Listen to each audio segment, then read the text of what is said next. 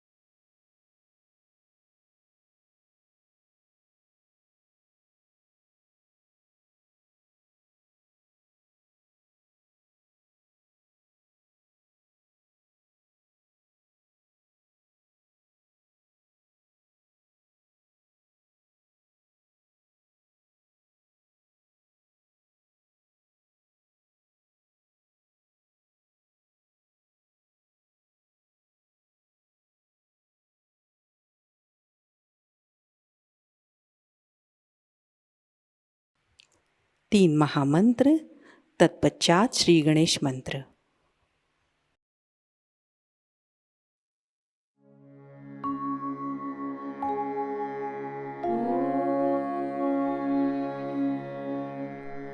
त्वमेव साक्षात् श्री महालक्ष्मी महासरस्वती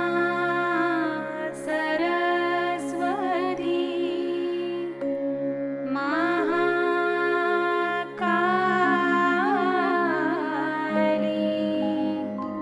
त्रिगुणात्मिका कुण्डलिनी साक्षात् श्री आदिशक्ति माताजी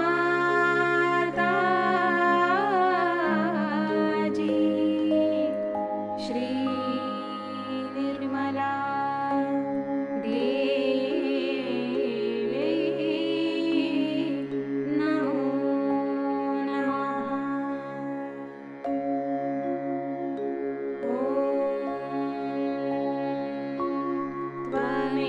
त्वमेव साक्षात् श्री कल्की साक्षात् श्री आदिशक्ति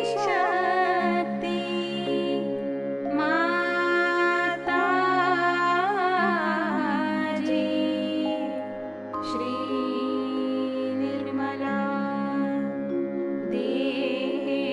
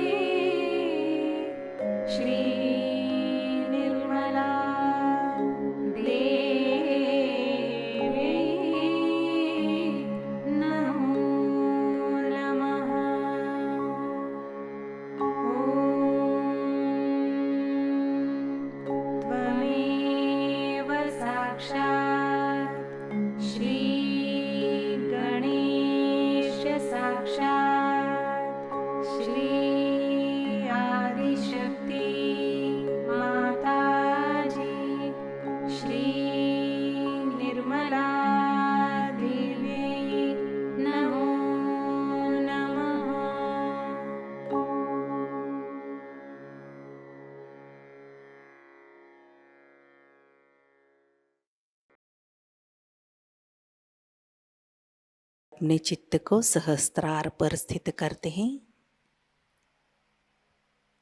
परम पूज्य श्री माता जी, कृपा कर सामूहिकता के सहस्त्रार पर आप विराजिए। सामूहिकता का अहंकार और प्रति अहंकार आपके श्री चरणों में समर्पित है। कृपा कर आप हमारा आत्म साक्षात्कार दृढ़ कीजिए माँ। कुछ समय हम ध्यान की अवस्था में बैठते हैं।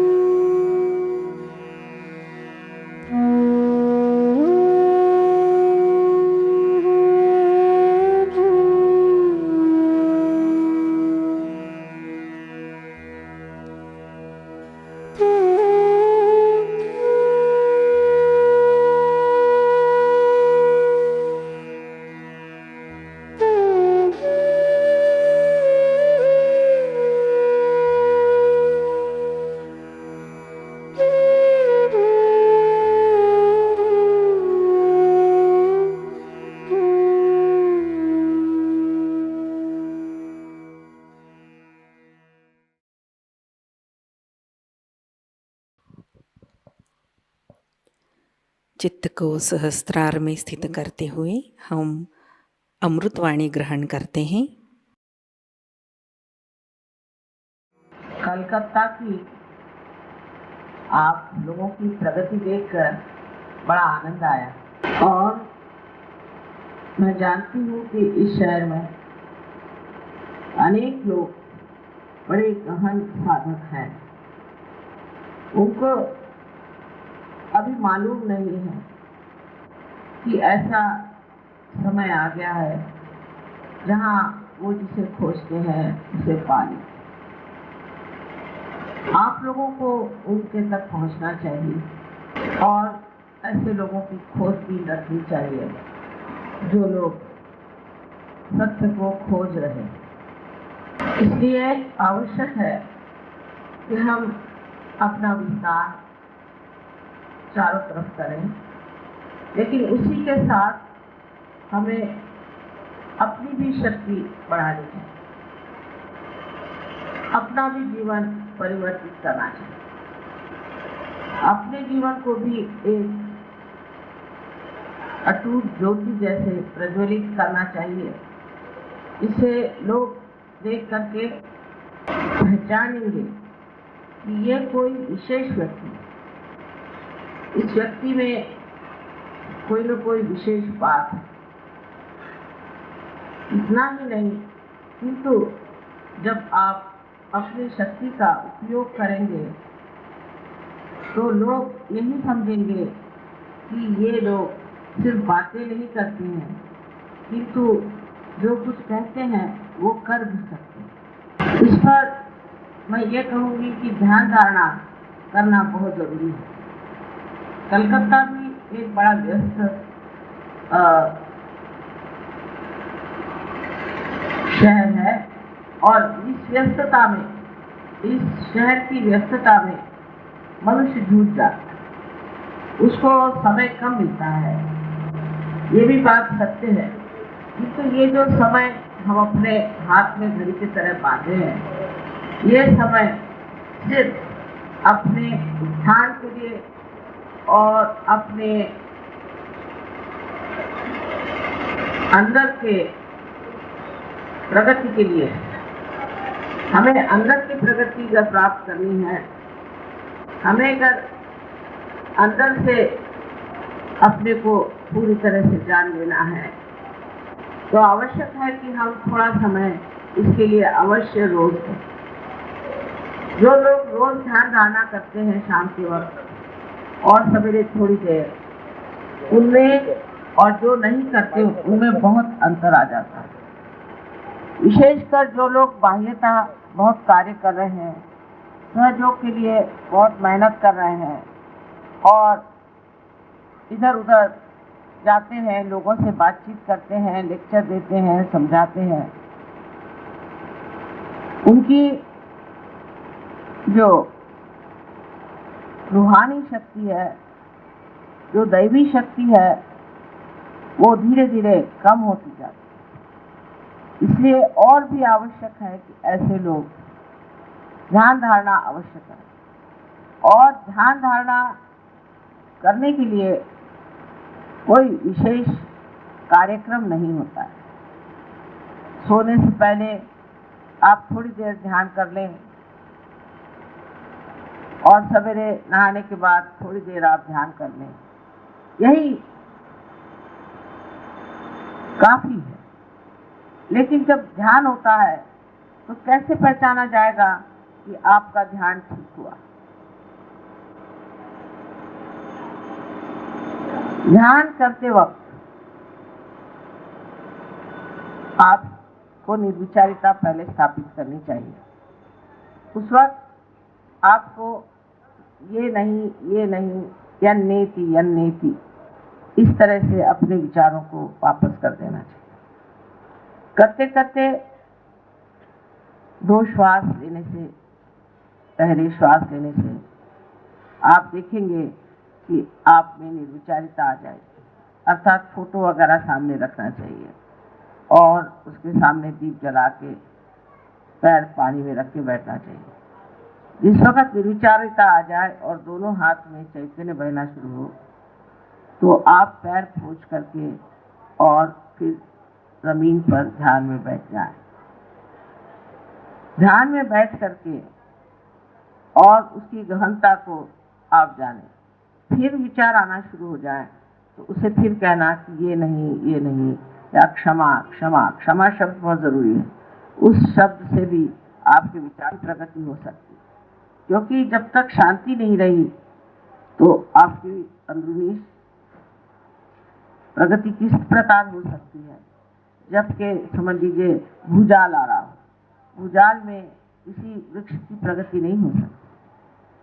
तो उस वक्त मनुष्य जब एक विचारों के भूजाल में फंसा हुआ होता है तब उसकी प्रगति होना असंभव है। इसलिए आवश्यक है कि वो उस वक्त अपने को शांत चित्त कर ले। उसके लिए भी 1-2 मंत्र हैं, वो आप कह सकते हैं, जिससे आपके अंदर शांति पहले प्रस्थापित हो। धीरे धीरे आपको आश्चर्य होगा कि ये सब प्रयास करने की जरूरत पड़ेगी नहीं कि नहीं। आप हठात एकदम ही निर्विचार हो जाएंगे और निर्विचार हो करके और आप हठात इस चीज को प्राप्त कर लेंगे जिसे हम कहते हैं निर्विचार। वैसे भी चलते चलते रास्ते में ही कहीं सहज में ही आप एकदम निर्विचार हो जाएंगे। किसी बड़ी सुंदर सी वस्तु या कलात्मक वस्तु को देखते ही आप एकदम निर्विचार हो जाएंगे। धीरे धीरे ये आदत बढ़ती जाएगी और निर्विचारिता की अवधि जैसे जैसे बढ़ेगी ऐसे ऐसे आपकी अंदरूनी प्रगति होती रहेगी। मानिए कि आप एक दालान में अपने आ गए, लेकिन और दालान में भी आपको जानना है और पहचानना है अपने को। इसलिए आवश्यक है कि आप ध्यान धारणा में गहन उतरे। उसकी पहचान ये है कि जब आप ध्यान धारणा से उठेंगे तो आपका मन नहीं चाहेगा कि उठें। थोड़ी देर आप फिर उसी ध्यान में लगे रहेंगे। आपको ऐसा लगेगा कि अभी बड़ा आनंद आ रहा है, थोड़ी देर बाद उठें। एकदम से आप नहीं उठ सकते। अगर ध्यान धारणा के बाद एकदम अगर आप अपना चित्त किसी और चीज की ओर ले जा सकते हो, जैसे खाना खाना है या सोना है या बाहर जाना है, कोई सी भी चीज, तो समझना चाहिए कि ध्यान नहीं लगा, क्योंकि ध्यान से छूटना जरा सा कठिन काम।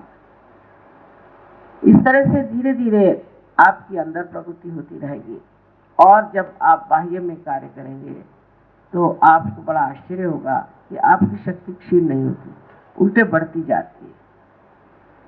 अब बहुत बार ऐसा भी देखा गया है, ऐसा देखा गया है कि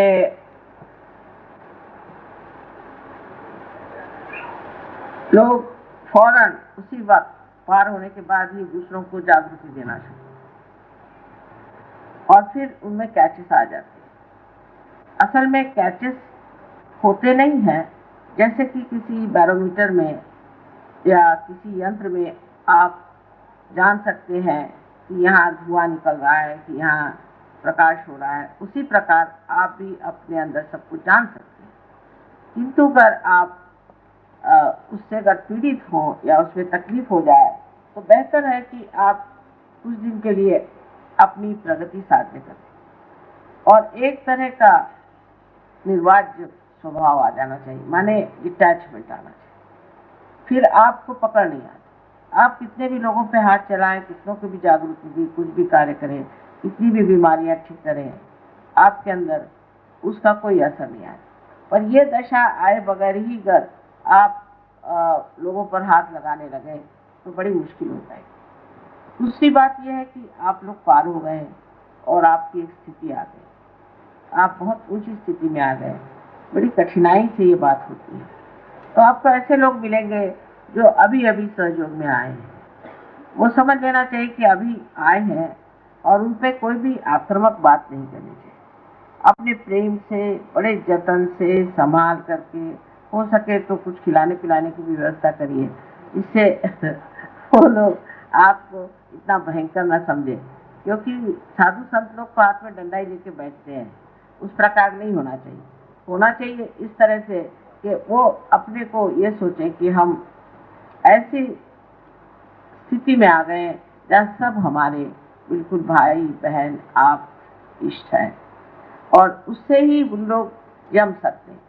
और अधिकतर मैंने देखा है कि एक आध दो आदमी ऐसे आ जाते हैं सहयोग में कि जो लोगों को बहुत ज़्यादा डिसिप्लिन सिखाए, यहाँ नहीं खड़े हो, वहाँ नहीं खड़े हो, ऐसा नहीं करने का, वैसा नहीं करने का। खास सहयोग में डिसिप्लिन कोई नहीं, क्योंकि आपकी आत्मा इतनी प्रकाशवान है कि उसके प्रकाश में धीरे धीरे आप स्वयं ही अपने को देखते हैं कि मुझ में ये बड़ा ईगो था और मैं इस तरह से करता था, मेरे में ये गलतियां थी, ये था, और धीरे धीरे आप अपने ऊपर हंसने लग जाते हैं। आप सोचते हैं कि अरे कितना पागल था मैं, क्या ये इतना बड़ा यहाँ आनंद का सागर पड़ा था, इसको छोड़ के मैं कहाँ फंसा हुआ। तो धीरे धीरे आपने जैसे अपनी प्रगति को प्राप्त किया, ऐसे ही वो लोग भी अपने प्रगति को प्राप्त धीरे धीरे कर लेंगे। लेकिन इसमें कोई डिसिप्लिन आत्मा का क्या होगा? जब प्रकाश ही आ गया तो आप जानते हैं कि प्रकाश में किस तरह से चलना चाहिए, किस तरह से रहना चाहिए, किस तरह से समझना चाहिए। और ये प्रकाश आपके व्यवहार पर भी पड़ता है और दूसरों के व्यवहार पर। अधिक आप अपने को जैसे देखते हैं, जैसे कोई प्रतिबिंब सा होता है। आप देखते हैं मुझ में ये खराबी है, वो खराबी है, तो बेकार चीजें इसे फेंक देना चाहिए। समझ लीजिए अगर इस साड़ी में कहीं अगर दाग लगा है और हमें दिखाई नहीं देता तो हम मानेंगे ही नहीं, पर जैसे ही हमें दिखाई देगा हम चाहेंगे कि इसे साफ करना है। इसी प्रकार ये जो देखना मात्र है, इसकी व्यवस्था होनी चाहिए। सहयोग में एक स्थिति जिसे हम कहते हैं साक्षी स्वरूपत्व प्राप्त होता है। साक्षी स्वरूपत्व में ये बात है कि आप किसी चीज की ओर देखते मात्र, उसके बारे में सोचते नहीं। कोई भी आपके अंदर उसकी रिएक्शन, प्रतिक्रिया नहीं आनी चाहिए। जैसे कि अब हम आए यहाँ, हमने देखा बड़ा सुंदर सब सजावट है, बड़ी सजावट है, अब इसे देखते मात्र रह गए। तो जिसने इसे बनाया, जिसने इसे सजाया, उसने जो अपना प्रेम और जो इसमें आनंद डाला है, वो पूरा निराकार आनंद जो कि साकार यहाँ हो गया, फिर से निराकार बन करके, और आपको ऐसा लगेगा कि जैसे कोई गंगा आपके सर से बह रही आनंद, एकदम उसे देखते ही आप प्लावित हो जाए। तो निरंजन देखना, निरंजन देखना माने ये कि किसी चीज की ओर देख करके उससे कोई सी भी प्रतिक्रिया न होना, बगैर किसी प्रतिक्रिया के उसे देखना मात्र, ये सबसे बड़े आनंददायी चेष्टा है। इससे बढ़ के और कोई आनंददायी चेष्टा नहीं कि आप में कोई भी उसके प्रति लालसा नहीं हो। अच्छा, जैसे समझ लीजिए अब एक यहाँ कारपेट बिछा है, बहुत अच्छा बिछा है, और हमारे इसके प्रति एक हम कोई क्रिया करें तो हम ये सोच सकते हैं कि भाई ये अगर मेरा है तो चिंता हो जाए कि कहीं जल न जाए, ये न हो, वो न हो। अच्छा, मेरा नहीं नसीब, क्योंकि उससे आधी तो आपकी परेशानी दूर हो जाएगी कि मेरा तो है नहीं, जिसका होगा वो देखे। अच्छा, अब अगर दूसरे का है तो उसको देखने पर भी आपको लगेगा कि ये कितने का होगा, कितने का खरीद होगा, इनके पास कहाँ से इतना पैसा आया, ये हुआ वो हुआ, ऐसी बातें भी आ सकती। और उससे आगे ऐसी भी बातें आ सकती कि अगर मैं लेना चाहूँ तो कहाँ से लूँगा, तो विचार ही आते रहेंगे। तो विचार पहाड़ के जैसे बीच में आ जाए तो इसका जो आनंद था, इसने बनाया, उसका आनंद तो आपको मिला ही। इसलिए निर्विचारिता में आने पे, जैसे कि कोई सरोवर एकदम शांत हो, उसमें एक भी लहर न हो, कोई लहर न हो, कोई तरंग न हो, ऐसे शांत अपना मन हो जाए, और उस शांत मन में, उस सरोवर में जितना उसके चारों तरफ बना हुआ निसर्ग, सुंदर निसर्ग है, जो कुछ भी सुंदरता है वो सारी उसमें पूरी की तरह जाग, पूरी की पूरी झांके, उसमें पूरी की पूरी प्रतिबिंबित हो और दिखाई दे, ऐसा ही आपका मन हो जाता है। और जैसे ये आपका मन हो जाए, आप आश्चर्य हो जाए, आपको लगेगा कि मैंने कभी ये देखा ही नहीं, हर वस्तु में इतना आनंद है, मैंने कभी देखा ही नहीं, किसी मनुष्य में इतना आनंद है, ये मैंने कभी देखा ही नहीं और जाना ही नहीं। कलकत्ते की बात है, जब मैं अमेरिका जा रही थी पहली मरतबा, तो हम एक होटल में ठहरे थे। वहाँ पर एक महाशय आए मुझसे मिलने, और वो मेरे पैर पे गिर पड़े। उनके अंदर एकदम जागृति हो गई और बहुत जोरों में जागृति। तो जो लोग हमारे साथ आए थे, दूसरे कमरे में थे, वो सब दौड़े दौड़े चले। मैंने कहा क्या हुआ? इसलिए पता नहीं, इतने जोर की चैतन्य की लहरियां आई कि हमने कहा पता नहीं माँ के कमरे में क्या हो रहा है। और कुछ नहीं, एक बड़ा महानुभाव ही कहना चाहिए, एक बड़ा परमात्मा को खोजने वाला साधक मेरे चरणों में था, और कोई बात नहीं थी, पर उसके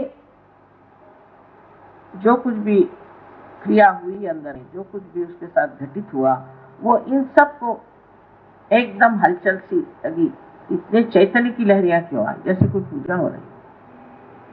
तो ये मानस पूजा ही थी। तो वो लोग आए, आते साथ उन्होंने देखा, बड़े खुश हुए, सबको गले से लगा लिया। उस आदमी को जानते नहीं, उसका नाम जानते नहीं, वो कौन है, कौन से गांव से आया है, इसलिए आया, किस कुछ जानते, एकदम गले से लगा लिया। सब बड़ तो आह्लादित हो गए, माने जैसे कि इतने ही गुलाब के फूलों की वर्षा इन पे हो गई। और मैं देखती रह गई, तो ये भी नहीं पूछा तुम कौन हो, क्या हो, कैसे आ गए। इस प्रकार आपकी स्थिति हो जाएगी।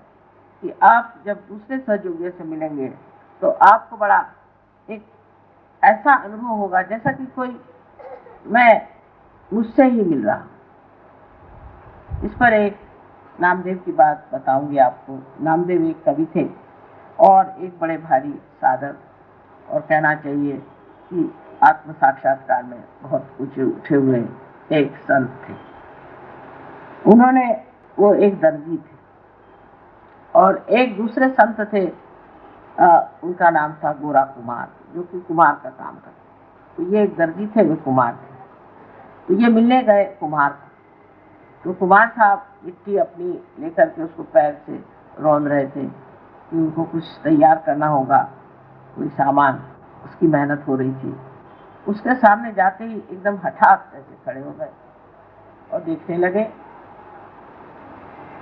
तो गोरा कुम्हार ने कहा, क्या देख रहे हो? पहले मराठी में है कविता, लेकिन कविता का अर्थ यह है कि मैं तो यहाँ निर्गुण देखने आया था, चैतन्य देखने आया था। वो तो सारा निर्गुण साकार हो, सारा निर्गुण साकार हो गया। इस तरह की समझ और इस तरह की सूझबूझ एक संत कोई दूसरे संत के लिए हो सकता। आज तक तो मनुष्य द्वेष, ईर्ष्या इसी में रहता है, लेकिन जब सहयोगी हो जाता है तो उसको दूसरा सहयोगी ऐसा लगता है कि मैंने जो निर्गुण को जानना था वो ये सगुण में खड़ा हुआ, ये निर्गुण है। कितनी ऊंची पदवी उन्होंने गोरा कुमार को दी और वो पहली मर्तबा उनको मिले थे। इस प्रकार आपसी प्रेम जो है ये बड़ा सूक्ष्म, बड़ा गहन और बड़ा आनंददायी हो जाता है। कहीं कोई सहयोगी मिल जाए तो दिल बाग बाग हो जाता है, वाह ये तो सहयोगी। इसी प्रकार एक और किस्सा है जहाँ की एक सहयोगिनी थी और वो कहीं पर गई थी बहुत दूर सिसिली में, और वो असल में रहने वाली थी स्विट्जरलैंड की, और वहाँ दूसरी सहयोगिनी गई थी एक इटली की। वहाँ बैठे बैठे उनमें एक आकर्षण सा हो गया, तो वो दूसरी उठ के आई। तो उसने कहा कि क्या आप आत्म साक्षात्कारी हैं? एकदम से पूछा, कोई किसी से पूछता नहीं। तो उसने कहा कि हाँ, क्या आपको श्री माता जी ने आत्म साक्षात्कार दिया? कहने हाँ, और मुझे भी। और दोनों खूब गले मिले और खूब रोना हुआ आपस में, और कहने देखो मैंने कितनी दूर से तुम्हें पहचाना। कहने मैंने भी तुम्हें पहचाना था। कहने कैसे पहचाना? कहने पता नहीं क्या अंदर से ही एकदम लगा कि तुम आत्म साक्षात्कारी हो और तुम सहयोगिनी हो, और मैं एकदम से तुम्हारे और देख रही थी और तुम खुद ही उठ के चली आई। और इस तरह से, और फिर उन दोनों को कुछ समस्या थी क्योंकि दोनों अकेली उस जगह में थी, वो सारी समस्याएं ठीक हो गई। इसलिए ये जान लेना चाहिए कि हम एक बड़े ही सूक्ष्म और बड़े मजबूत धागे से बंधे हुए लोग हैं, और आपसी प्रेम इससे बढ़ के और आनंद की कोई चीज है नहीं। अब बहुत से लोगों में ये भी बात होती है कि मेरा लड़का, मेरी बहन, मेरा भाई, मेरा घर, ये जो ममत्व है ये भी काटता है। इस ममत्व को बिल्कुल ही कम कर देना, बिल्कुल कम कर देना चाहिए, धीरे धीरे इसको कम करना चाहिए। तो आपको आश्चर्य होगा कि इसके छूटते ही आप में बहुत ही ज्यादा आनंद आ जाएगा। ये भावना ही टूट जाएगी कि मेरा कोई है। मेरे की भावना जो है ये अपने को आत्मा से दूर करता है। इस प्रकार मैं बताऊं, जैसे कि मैं कहूँ ये मेरी आंख, ये मेरा हाथ, ये मेरे पैर, ये मेरा है, पर मैं कौन? मैं तो आत्मा हूं, और मैं का तो कुछ है ही नहीं। मैं जो है वो अपना अलग खड़ा हुआ है। ऐसा तो हम नहीं कहते कि ये मेरा आत्मा है। तो ऐसा जब कोई कहे कि मेरा आत्मा है तो समझ लेना चाहिए कि वो सहयोगी नहीं। आत्मा अपनी जगह अकेला अछूता खड़ा हुआ है, इसका मेरा कोई नहीं है। इसका तो सिर्फ परमेश्वर से ही रिश्ता है, और आपसे भी जो रिश्ता है वो भी इस तरह से, जैसे कि एक पेड़ के अंदर बहती हुई उसके अंदर बहता हुआ रस, पेड़ के अंदर बहता हुआ रस हर जगह जाता है, हर जगह उस रस से प्लावित करता है, पत्तियों को देगा, पेड़ को देगा, और ऊपर जाकर के फिर उसकी जो शाखाएं हैं उन्हें देगा। उसके बाद वो फूलों को भी और फलों को भी रस देकर वापस लौटाता है। सबको रस देता है, लेकिन किसी में चिपकता नहीं। जहाँ वो कहीं चिपक जाए, समझ लीजिए कि उसको ऐसी इच्छा हो कि चलो ये फूल बहुत अच्छा है और ये मेरा है, इसमें मैं चिपक जाऊँ, वहीं का रह गया, तो वो पेड़ तो मर ही जाएगा और वो फूल भी मर जाएगा। ये प्रेम की हत्या है और इसलिए मेरेपन से एकदम छुट्टी लेनी चाहिए। जैसे ये छुट्टी आपको मिलेगी, आप बड़ा आश्चर्य में हो जाएंगे कि आप जो एक बिंदु मात्र थे, एक बूंद मात्र थे, वो सागर हो गए। क्योंकि ये आपकी परिधि है, ये आपको बांध लेती है, ये आपकी मर्यादाएं हैं, ये सारी टूट करके आप अमर्याद हो जाते हैं। और इसी अमर्यादिता में जो आनंद है, क्योंकि फिर आप समुद्र के साथ उठते हैं और गिरते हैं और डोलते हैं, मजे में रहते हैं। फिर आपको ये फिक्र नहीं कि आगे क्या होगा, पीछे क्या होगा, हो गया। यही रहता है कि इस वक्त तो मजे में है और वही सबसे बड़ा है। इसी तरह से मनुष्य वर्तमान में आ सकता है। मैं का छूटना बहुत जरूरी है, मेरा छूटना बहुत जरूरी है, इस ममत्व को छोड़ना बहुत जरूरी है। और जब ये ममत्व छूट जाता है, तब एक बड़ा आंदोलन आपके अंदर हो जाता है और उस आंदोलन से ही आप अत्यंत शक्तिशाली हो जाते हैं, अत्यंत शक्तिशाली हो जाते हैं। और वही शक्ति जो है कार्यान्वित होती है और वही सामूहिकता में एक बड़ा भारी कार्य करने वाली है और सारे संसार का उद्धार भी उसी शक्ति के द्वारा हो सकता है। ऐसे जितने भी बूंद हैं, उनको अब सागर बनने की जरूरत है। एक नया दौर शुरू हो रहा है, सहयोग में भी एक नया दौर आज शुरू हो रहा है। मैं कहूँ कलकत्ते में भी शुरू हो रहा है, हर जगह शुरू हो गया है। वो ये दौर है कि अब हम एक बड़े ही आंदोलन में आ गए, जहां हमें अपने प्रश्न नहीं रह गए। अब हमारे लिए हमारे अपने प्रश्न नहीं रह गए, पर सबके प्रश्न हमारे प्रश्न हो गए, सारे संसार के प्रश्न हमारे हो गए। और इसके लिए एक प्रगल्भता चाहिए, एक बड़प्पन चाहिए, एक ऊंचाई चाहिए, जिससे कि आप सारे प्रश्नों को ठीक से देख सकें और उसका हल दे सकें। अब इसकी जिम्मेदारी सब आप लोगों पर है, आप लोगों पर है। ये समझ लीजिए कि सारे सहयोगियों की जिम्मेदारी बहुत ज़्यादा है। यही नहीं कि आप खुद सहयोग से लाभ उठाएं, उसका फ़ायदा उठाएं, उसमें रजें, उसके मजाक करें, ये सिर्फ नहीं। इसमें ये है कि ये ही सब कुछ है, ये सबके घर घर में पहुंचना है और सबको ये आनंद देना है। और अगर ये कार्य करते वक्त आप लोगों ने किसी तरह से कमजोरी दिखाई या किसी तरह से ढिलाई की, तो आप इसके लिए जिम्मेदार हो जाएंगे और ये बात बहुत गलत हो जाएगी। इसलिए सहयोग में पनपे हुए लोगों को चाहिए वृक्ष की तरह खड़े हो जाएं। और मुझे आशा है कि अगले साल तक बहुत बड़ा कार्य यहाँ कलकत्ते में होने वाला है। मुझे सारे हिंदुस्तान में कलकत्ते से सबसे ज़्यादा आशा है। तो मैं बता नहीं सकती आज, लेकिन एक दिन जरूर बताऊंगी कि इसलिए मैं इस कलकत्ते को बहुत बड़ी भारी चीज़ समझती हूँ और ये जानती हूँ कि इसी कलकत्ते में सारे हिंदुस्तान का मर्म फंसा हुआ है। इसलिए ज़रूरी है कि आप लोग खड़े हो जाएं और इस कलकत्ते की जो पार्श्वभूमि उसे समझते हुए आप आगे हो बढ़े और अपनी प्रगति करें, औरों की प्रगति करें और एक अपने व्यक्तित्व को विशाल बनाएं। जब भी आपके अंदर विचार है कि मेरा बेटा ऐसा है, मेरी बेटी ऐसी है, मेरा घर ऐसा है, कोई भी मेरा विचार है, उसको कहना तुम दूर रहो, अब मेरे व्यक्तित्व में बैठती है, मेरा व्यक्तित्व बहुत बड़ा है और इस व्यक्तित्व में ये सब चीजें बैठती नहीं, इसको छोड़ो, इसमें कुछ रखा है। और तभी आप वो विशाल हो जाएंगे। और ऐसे विशाल लोगों की इस नए आंदोलन में जरूरत है और इसकी तैयारियां पूरी होनी चाहिए। आशा है ये साल आप सबको बड़ा मुबारक हो और एक विशेष साल है ये। और इस साल में मैं चाहती हूँ कि इस कलकत्ते में ही बहुत से लोग सहयोग में आएंगे, उनको संभालिए, वो संभाल करके प्यार से, आदर से, समझा करके। कभी कभी आक्रामक होते हैं, कभी कभी गलत बातें भी कहते हैं। एक तो यहाँ हर एक आदमी दीक्षित है, ये बड़ा प्रश्न है कि सब दीक्षित हैं, किसी न किसी जाल में फंसे। रशिया में सबसे अच्छी बात ये थी कि ना उनको धर्म, ना उनको कोई गुरु, ना उनके कोई दीक्षित, नहीं कुछ नहीं, सब एकदम जिसको कहते हैं कि क्लीन प्लेट होती है, उस तरह के लोग थे। तो बहुत आसान था सबको पार करा। यहाँ तो ये कि मैं इस धर्म का हूँ, मैं उस धर्म का हूँ, मैं इस गुरु का हूँ, मैं उस गुरु का हूँ। आप अपने नहीं हैं, और इसलिए बहुत समझा बुझा के बात करनी चाहिए।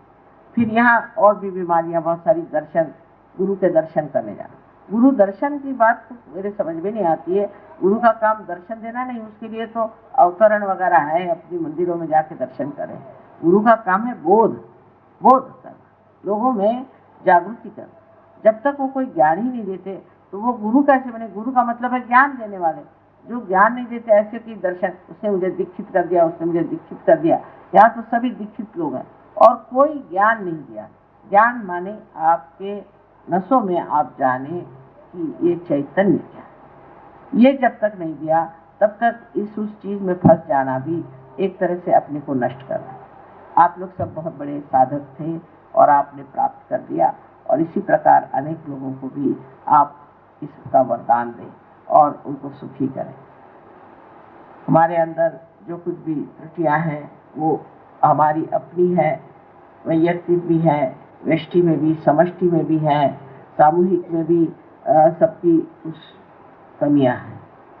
उन सब कमियों को देखना चाहिए। और बड़ा आश्चर्य मुझे होता है कि सहयोग में आने के बाद अगर कोई ईसाई होगा तो ईसाई धर्म के सब बताएगा क्या क्या गड़बड़ है। ईसाई धर्म में बहुत हंसेगा, अरे भाई इस ईसाई धर्म में तो हमने ये किया, हमने वो किया, इतने धंधे किए, कुछ फायदा नहीं, इतना रुपया दिया पोप को, इतना ये किया, कुछ हमको फायदा नहीं हुआ, और ऐसे ही सब पागल चले जा रहे हैं ईसाई धर्म के पीछे। फिर अगर आप मुसलमान से पूछिए तो वो भी बताया। कल ही एक मुसलमान साहब थे, ईरान से आए थे, तो वो बता रहा था तमाशे सारे, कि मुसलमानों ने क्या क्या तमाशे करे हुए हैं और कितनी आफतें करी हैं, इसका कोई फायदा नहीं, हज पे गए, ये किया वो किया, सब कमर्शलाइज्ड है। फिर आप किसी हिंदू से पूछिए तो वो भी यही बताएगा कि अरे मंदिरों में गए, कहीं हिमालय में गए, कहाँ कहाँ घूमे, इतना फिरे, कुछ नहीं मिला। ऐसे जैनियों से पूछे तो वो बताएंगे, हर एक आदमी से पूछे तो बताएगा कि भाई इतने चक्कर काटे किसी काम के। तो ये क्या मतलब है माँ?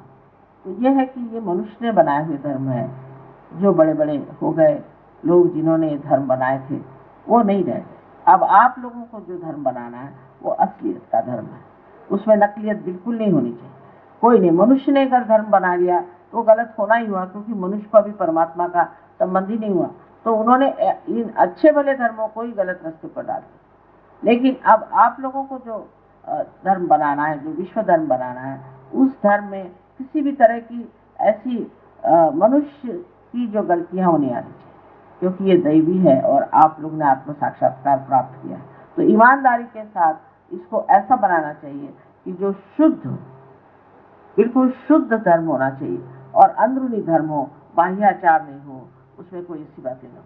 तो इसी प्रकार हर आदमी जब देखेगा कि हमने इसमें जो पाया है ये सत्य पाया, और फिर सबसे बड़ी कमाल ये हो जाएगी कि आप जानेंगे कि जिस धर्म को हम कहते थे हम इस धर्म के, उस धर्म का सत्य तो हमने यही पाया और उसमें नहीं पाया, वो मनुष्य का बनाया था। और ये जो है हमारे अंदर जागृत हो गया ये धर्म। क्योंकि एक बात है, आप किसी भी धर्म का पालन करें, बाह्य के मनुष्य के बनाए हुए किसी भी धर्म का पालन करें, आप कोई सा भी पाप कर सकते हैं, कोई बंधन नहीं। आप किसी का भी मर्डर कर सकते हैं, चोरी कर सकते हैं, आप किसी का सत्यानाश कर सकते हैं, किसी का घर लूट सकते हैं, चाहे जो चाहे पाप कर्म आप कर सकते हैं। लेकिन सहयोग में आने के बाद आप वाकई में धार्मिक ही हो जाते हैं, क्योंकि आप कर ही नहीं, आप सबका भला ही कर सकते हैं, किसी का बुरा नहीं। मतलब धर्म आपके अंदर जागरूक होता है। पर जो लोग नए आते हैं उनके साथ चर्चा करते वक्त बहुत संभल के बात करना, क्योंकि हो सकता है कि उनको इसमें महसूस हो कि उनके ऊपर आक्रमण हो रहा है। तो इसको बहुत संभाल करके उनको समझाना है कि धर्म हमारे अंदर जागरूक होना चाहिए। जब तक हमारे अंदर जागरूक नहीं होगा तब तक इन्होंने जो कहा हुआ है वो हमारे अंदर कैसे, जैसे यीशु मसीह ने कुछ कहा, वो जब तक हमारे अंदर नहीं आया। यीशु मसीह ने कहा कि thou shalt not have adulterous eyes, तुम्हारी आंख निरंजन होनी चाहिए। कितने ईसाइयों की नाक निरंजन है, किसी की भी। इसी प्रकार हर एक बड़े महानुभावों ने ऐसी बड़ी बड़ी बातें कही, लेकिन वो सब होता ही नहीं, उसके उल्टे ही बात हो रही। इसका मतलब यह है कि कोई ना कोई गलत रास्ता पकड़ गए, लेकिन किसी को कुछ कहने की बात नहीं, सारे समझते हुए, उसको जानते हुए धीरे धीरे, क्योंकि ये अंधेरे से प्रकाश में आ रहे हैं। जो अंधेरे में खड़े हैं उनसे कोई सी बात कहने से वो मानने वाले नहीं। इसीलिए धीरे धीरे समझाते हुए उनको अनुभव पहले दे दो, अनुभव देते हुए उन्हें इस गलत फहमी से निकाल लेना और ला करके और उनको वाकई में धर्म में स्थित करना पड़ेगा। धर्म धारयति सा धर्म, धर्म की जो धारणा है वो उनके अंदर होना चाहिए। जब तक वो धारणा नहीं होती, सिर्फ बाह्य से धर्म कर्म होते रहते हैं, तो एक बिल्कुल बेकार अपनी शक्ति को व्यय करना है, बेकार का कोई अर्थ नहीं करता। और इसीलिए बहुत से लोग कहते हैं कि धर्म वर्म सब पाखंड है, भगवान सब झूठ है। सो बात नहीं, सब सत्य है, लेकिन सत्य के मार्ग पे चलने वालों को ही वो मिल सकता है। और जो जिस जगह से भी आ जाए उन सबको स्वीकार करना चाहिए, क्योंकि इनमें से बहुत से लोग ऐसे हैं कि वाकई वो सत्य को खोज रहे हैं। हालांकि वो सोचते हैं कि यही ठीक है, पर वो अंदर से जानते हैं इससे भी परे कोई चीज है जिससे प्रकाश मिलने वाला है। इसलिए एक तरह से आपने ये प्राप्त कर लिया कि हमें ज्योत मिल गई। अब ज्योत का कार्य क्या होता है? ज्योत जब तक जली नहीं तब तक सब काम होता है कि इसको सफाई करो, इसको ये करो, ठीक करो। जब जल गई उसका कार्य होता है प्रकाश दे। तो अब आपका कार्य क्या है कि सबको आप प्रकाश दें। जिस प्रकाश को आपने प्राप्त किया वही आपको सबको देना चाहिए, और पूर्ण आत्मविश्वास के साथ, कोई घबराने की बात नहीं, बिल्कुल नहीं। हमने देखा है कि छोटे बच्चे बड़े आत्मविश्वासी होते हैं और उनका आत्मविश्वास इतना जबरदस्त होता है कि वो किसी परवाह नहीं करते। उनको जो ठीक लगता है वो कहते हैं ये ठीक बात है, यही मैं करूँगा। लेकिन जब हम लोग बड़े हो जाते हैं तब जरूर दिमाग में और चीज़ें भरी रहती हैं, वो निकलना मुश्किल होता है और से संस्कार बहुत सारे होते हैं।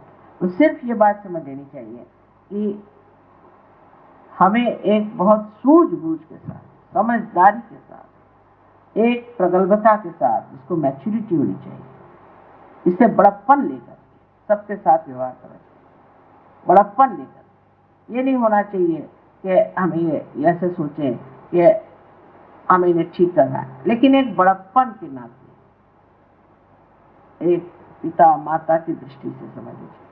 आपको सबसे बातचीत करनी चाहिए और प्यार दिखाना चाहिए। सबसे बड़ी चीज ये है कि ये प्यार ही की शक्ति है और इसी को प्राप्त करना है। आदिशक्ति की पूजा, आज तक आदिशक्ति की पूजा हुई नहीं, तो कलकत्ते में सोच रहे हैं कि आज आदिशक्ति की पूजा की जाए। अब आदिशक्ति के बारे में थोड़ा सा बताना होगा कि आदिशक्ति से ही सारी शक्तियां निकली हैं। महाकाली, महालक्ष्मी, महा सरस्वती, जो तीनों शक्तियां आदिशक्ति से ही निकली हैं और फिर उन्हीं में समाहित होती हैं। आदिशक्ति के सिवाय ये कार्य हो नहीं सकता। ये कार्य सिर्फ आदिशक्ति ही कर सकती है, कारण सारे चक्रों में उनका प्रभुत्व है। और वही है कि जो हर तरह के चक्रों के आपसी संबंध को संभालती है, जैसे परम्यूटेशंस एंड कॉम्बिनेशंस जैसे कहना चाहिए, उसको वो संभालती है। और इतना ही नहीं, वो हर सूक्ष्म से सूक्ष्म बातों को जानती है। जैसे कि आप कोई से भी अवतरण को देखें, बहुत महत्वपूर्ण है और अपने हर एक प्रगति पर, या कहना चाहिए कि हमारे जो उत्थान हुआ है, हमारा जो एवोल्यूशन हुआ है, उसके हर एक सीढ़ी पर माइलस्टोन बने खड़े हुए। लेकिन सबका एक एक प्रकार का कार्य, सबका एक एक प्रकार का कार्य था। जैसे देवी का कार्य था दुष्टों का संहार करना, और जो भक्त थे उनको बचाना, लोग हो गए।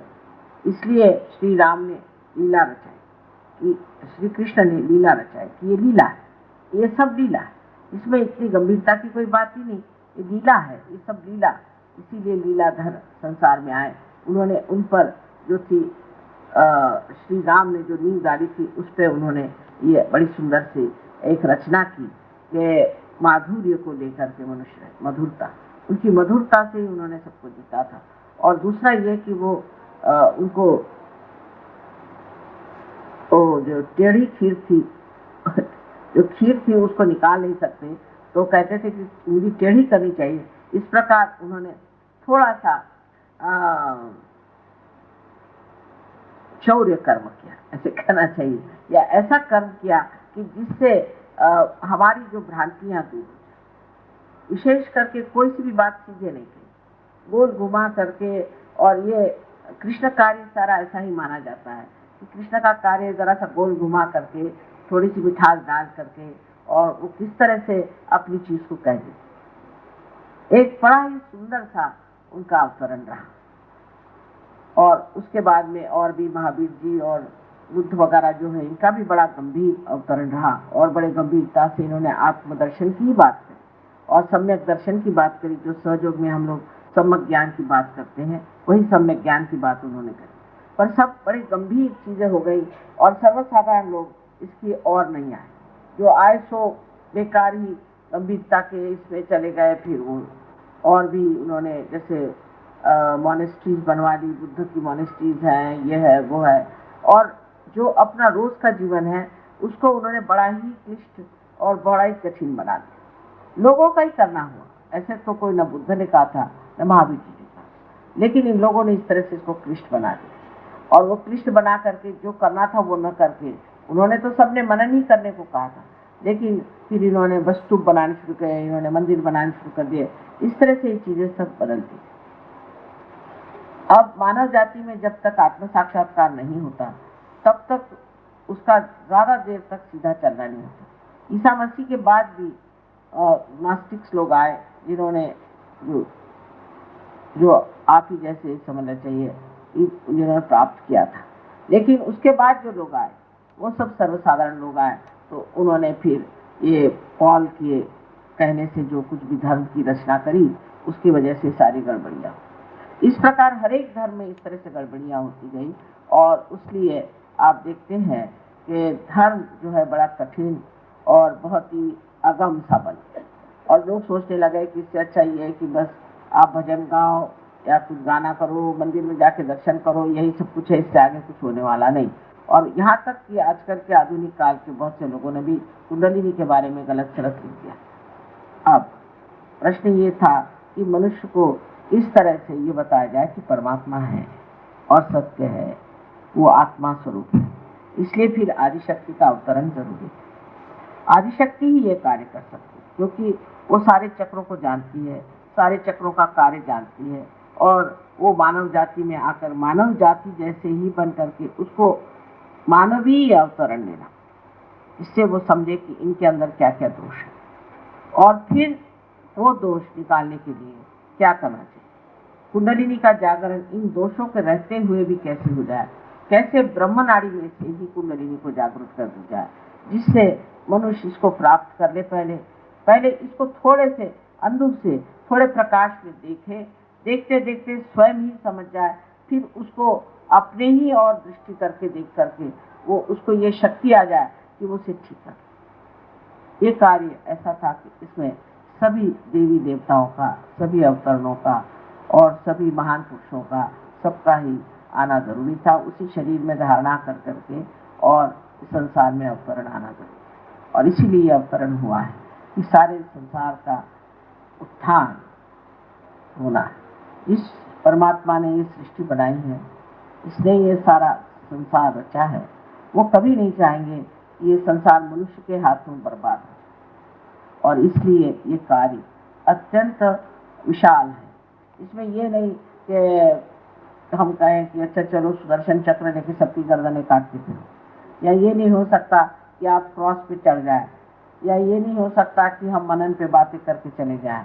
इस पर मनुष्य को घड़ना होगा, बनाना होगा, काफी मेहनत का काम है, और ये सिर्फ माँ ही कर सकती, माँ की ही शक्ति है जो इसे कर सकती। और उसमें वो अगर प्यार और वो अगर सहनशीलता और वो सूझबूझ न हो तो वो कर ही नहीं सकती। इसलिए इस अवतरण की बड़ी महत्ता है। और आज ऐसा कुछ मौका आया कि पूर्णिमा का दिन है, और इसलिए बेहतर है कि आप आज आदिशक्ति का ही वर्ण करें, और इसको पाने पर फिर और कुछ कहने की तो बात ही नहीं, फिर सब कुछ हो ही जाता है। क्योंकि आप जानते हैं कि आदिशक्ति की जो महामाया स्वरूपिणी प्रकृति है, उसमें एक बड़ा भारी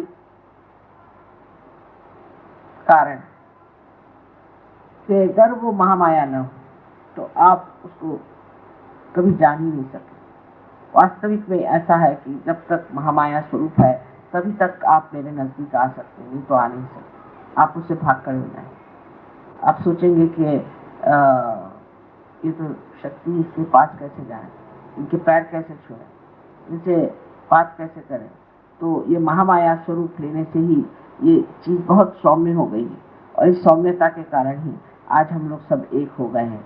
और ये भी बहुत ज़रूरी था, इस महामाया स्वरूप में ही हम रहें और आप लोग इसे प्राप्त करते रहें और खो न जाए, क्योंकि जिन्होंने प्राप्त किया वो समुद्र में खो गए। जैसे कि कबीर ने कहा, जब मस्त हुए फिर क्या बोले, सो खोने की बात नहीं, आप सबको जागरूक रहना है और सबको देना है। मैं आपको खोने ही नहीं दूंगी। इस आनंद में पूरी तरह से विभोर होकर कोई नहीं खो सकता। इस आनंद को बांटे बगैर आपको चैन ही नहीं आने दूंगी। इस तरह की चीज होगी, तभी आप लोग समझेंगे कि आपको क्या कार्य करना है। तो आपका भी कार्य साधु संतों से एक तरह से अधिक है कि साधु संतों ने किसी को रियलाइजेशन नहीं दिया। हाँ, उनको उपदेश दिए, उनको समझाया। आपका कार्य है कि आप सबको रियलाइजेशन दें और उनको आत्म साक्षात्कारी बनाए और सारे संसार का इस तरह से आप उत्थान प्राप्त करें। मैंने बहुत महत्वपूर्ण और दिव्य कार्य है, और इस कार्य के लिए आदिशक्ति का आना जरूरी था, और उस आदिशक्ति के आगमन से ही ये कार्य शुरू हो गया है और बहुत अच्छे से हो रहा है। आशा है आप लोग इसे समझने की कोशिश करेंगे। और बहुत से आप फोटो, ऐसे फोटो आ रहे हैं, तो आपको हम भेज देंगे। मेरे पूरे सहस्त्रार्थ का भी पूरा कमल, उसका फोटो आ गया है, वो भी आप लोगों के पास आ जाएंगे, उसे देखिए। पर ये जो दूसरे लोग हैं, इनको दिखाना नहीं चाहिए, क्योंकि उनको विश्वास ही नहीं होगा, वो उसमें भी निकमेक निकालेंगे। आप लोग जरूर इसे देखिए और समझिए कि ये भी कार्य जो हो रहा है, ये परम चैतन्य पूरी तरह से न जाने कितने तरह के फोटो बनाएंगे। और एक साधारण कैमरा, इसमें की कोई विशेष शक्ति नहीं है, उससे ये इस तरह के फोटो आ रहे हैं। और अगर इतना प्रकाश मेरे सर में दिखाई है, तो वो किसी को दिखाई क्यों नहीं देता, सिर्फ वो कैमरा में क्यों आता, ये भी समझने की बात है। आप लोगों के लिए तो मैं महामाया ही हूँ, पर कैमरा के लिए शायद नहीं। वो लोग मुझे पहचानते हैं, कैमरा के अंदर की जो अणु रेणु है वो मुझे जानते हैं, तो वो बराबर चीज को पकड़े हुए हैं। आपको ये कहना है कि आपको परमात्मा ने स्वतंत्रता दी है। इस जड़ वस्तुओं को स्वतंत्रता नहीं, वो तो परमात्मा की ही आज्ञा से चलती हैं, और पशुओं को भी नहीं है, वो भी उन्हीं की आज्ञा में रहते हैं। लेकिन आपको स्वतंत्रता दी, उस स्वतंत्रता में किसी भी तरह की बाधा ना आए, इसीलिए महामाया स्वरूप है। इससे आपको कोई प्रॉब्लम ना हो। आपकी स्वतंत्रता में ये न लगे कि ये कौन होती है, ये कौन है। तो आप ही जैसे हम हैं, बिल्कुल हर तरह से, और पूरी तरह से आप देखिएगा कि हमें कोई ऐसी विशेष बात आप नहीं पाइएगा। सर्वसाधारण आप ही लोगों जैसे हमारा सारा व्यवहार है। ध्यान की अवस्था बनाए रखते हैं।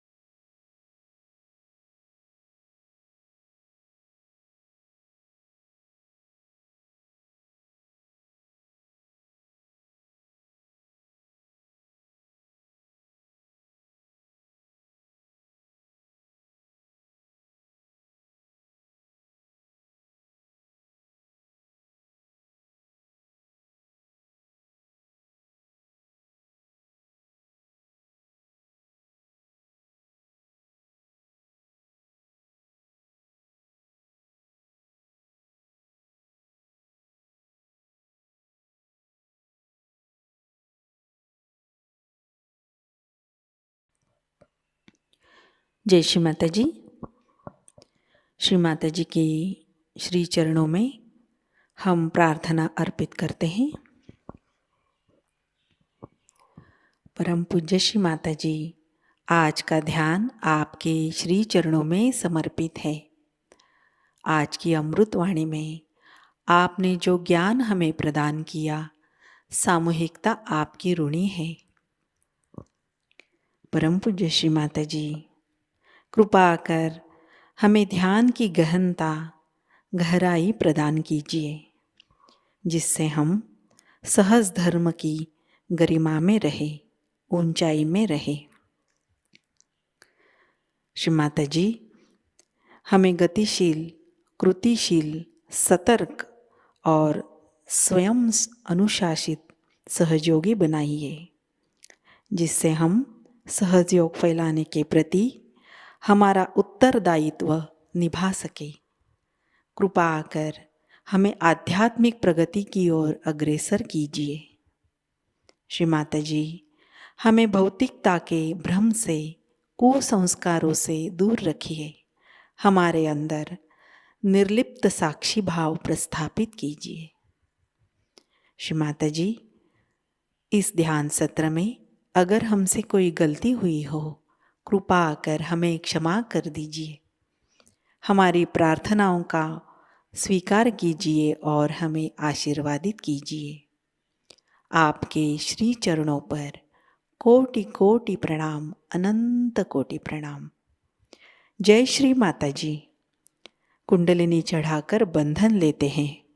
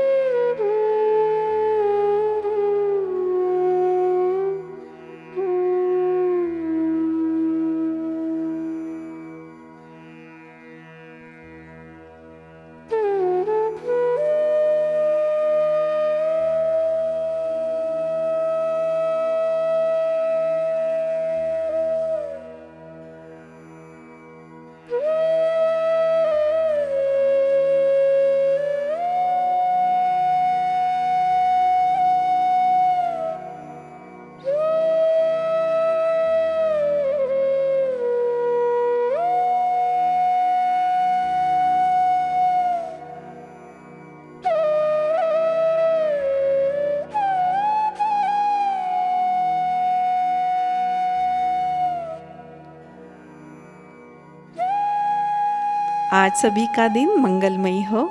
आज का ध्यान सत्र अभी संपन्न होता है। जय श्री माता जी।